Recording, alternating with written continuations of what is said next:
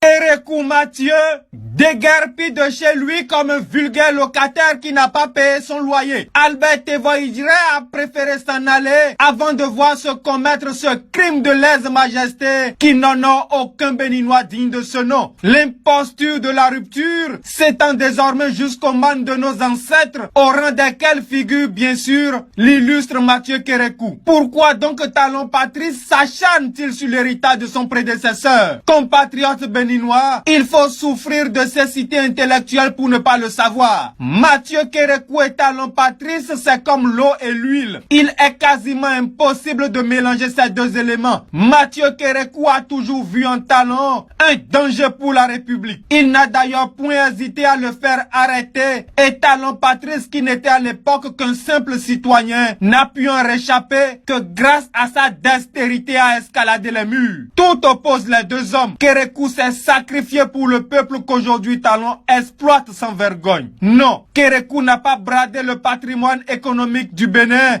en livrant des sociétés d'État à des étrangers. Non, Kérékou n'a pas méprisé son peuple au point de dire publiquement qu'il allait compromettre la paix pour les temps à venir. Plus important encore, Kérékou Mathieu, bien qu'étant un militaire chevronné, a toujours eu en horreur le sang versé, surtout celui des innocents. Kérékou était sage, Kérékou était humble. Humble de cette humilité qui sert de vêtement à tous les grands hommes. Kérékou ne se cachait pas derrière un bataillon de mercenaires rwandais. Non, Kérékou avait le courage de se tenir debout devant son peuple en colère et de lui demander pardon. Kérékou est un homme tel que l'histoire aime à chanter le nom. Et petit à petit, c'est à son ombre que la démocratie béninoise s'est épanouie comme une fleur au soleil. Alors, chers compatriotes, vous comprenez que ceux qui programment de faire du Bénin une dictature sanguinaire veuillent, avant de commettre leur forfait, effacer de nos mémoires l'homme, que dis-je, le héros, grâce à qui nous Béninois avons la fierté d'être une nation d'hommes et de femmes libres. La destruction du domicile de Mathieu Kérékou est un acte de haine gratuite, perpétré contre un homme qui de son vivant n'a posé que des actes d'éternité. Mais à ceux qui sont les auteurs de cette forfaiture, je prophétise une fin tragique, car en Afrique, les morts ne sont jamais bien loin. Kérékou voit, Kérékou entend, Kérékou sait. Et en temps opportun, nous qui sommes ses parents du fin fond du Nord, nous viendrons punir les coupables du déshonneur qu'ils ont jeté sur le nom de l'illustre disparu. Mon général, même si vos fils, surtout modestes, ne se sont pas montrés dignes de vous, nous, vos enfants dans la République,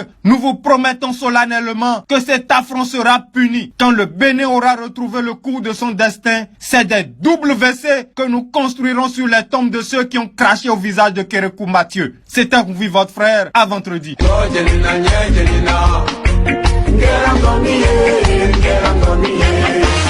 a qui pensent que j'aime pas leur leader, ils ont raison, je préfère le peuple. Et d'autres pensent que je suis arrogant, ils ont raison.